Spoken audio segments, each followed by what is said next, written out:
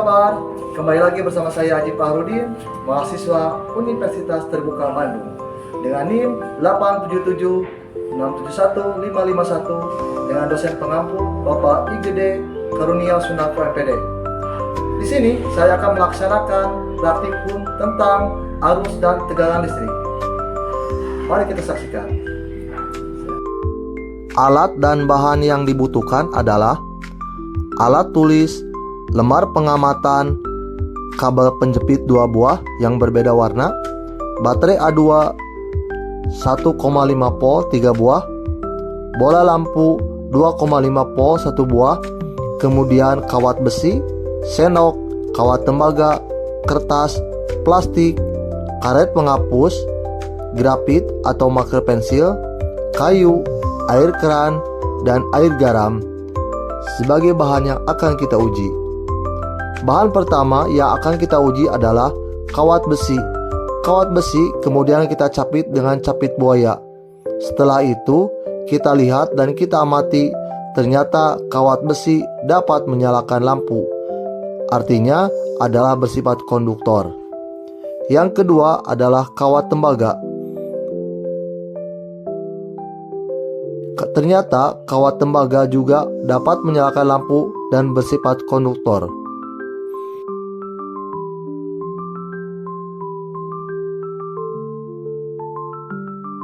Yang ketiga adalah sendok perak.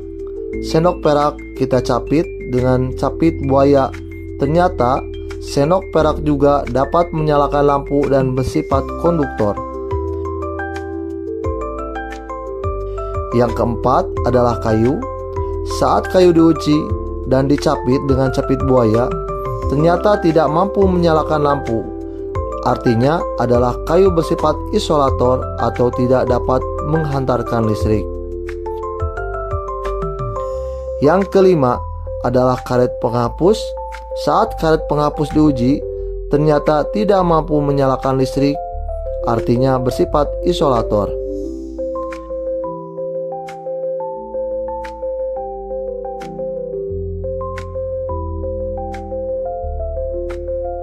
Yang keenam adalah grafit atau mata pensil. Dicapit dengan capit buaya, ternyata mampu menyalakan lampu sehingga bersifat konduktor atau menghantarkan listrik.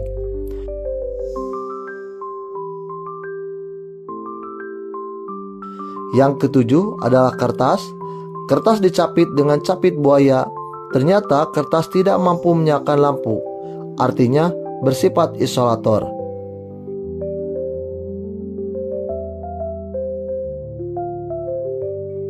Yang kedelapan adalah tas plastik.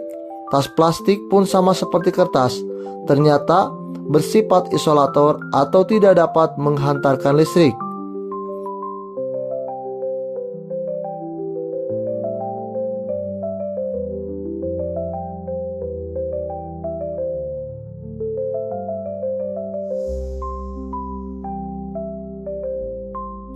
Begitupun air keran.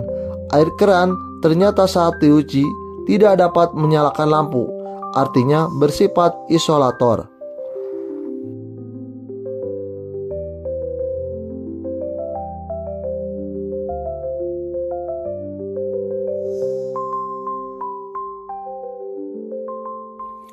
Dan yang terakhir yang akan kita uji adalah air garam.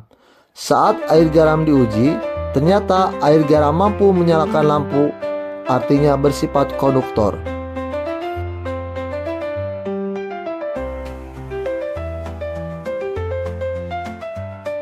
Selanjutnya adalah percobaan tegangan listrik. Alat-alat yang dibutuhkan adalah 3 buah baterai A2, kemudian 2 buah capit buaya yang berbeda warna, dan lampu bohlam 2,5 volt. Pada percobaan pertama, di mana kedua buah kabel diletakkan pada kutub positif saja, artinya tidak ada tegangan listrik, sehingga pada rangkaian tersebut lampu tidak akan menyala.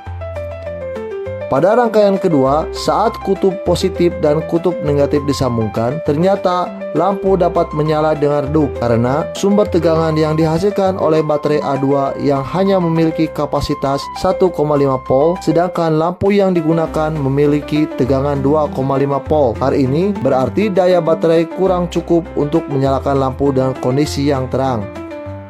Pada rangkaian yang ketiga, baterai ditambahkan satu buah kemudian secara seri. Ternyata lampu dapat menyala terang karena baterai yang dirangkai secara seri akan menghasilkan tegangan yang lebih besar menjadi 3 volt, sehingga cukup untuk menyalakan lampu sebesar 2,5 volt. Pada rangkaian ketiga, ditambahkan lagi satu baterai. Ternyata lampu menyala sangat terang karena 3 buah baterai yang dirangkai secara seri akan menghasilkan tegangan yang menjadi lebih besar menjadi 4,5 volt, sehingga melebihi kapasitas yang dibutuhkan lampu agar menyala terang. Berikut adalah hasil pengamatan percobaan ke-1 dan percobaan yang kedua. Kesimpulannya adalah benda-benda yang dapat menghantarkan listrik disebut dengan konduktor listrik, sedangkan benda yang tidak dapat menghantarkan listrik disebut dengan isolator listrik. Berdasarkan hasil pengamatan, kawat besi, kawat tembaga, senok perak, grafit, dan air garam merupakan konduktor listrik. Kayu, karet, penghapus, kertas, tas plastik, dan air merupakan isolator. Selain itu, pada percobaan tegangan listrik, baterai yang dirangkai seri akan menambah tegangan menjadi lebih besar. Semakin besar tegangan baterai, maka semakin besar energi yang dialirkan ke lampu. Sekian dulu kegiatan praktikum dari saya. Mohon maaf bila ada banyak kekurangan. Terima kasih. Wassalamualaikum warahmatullahi wabarakatuh.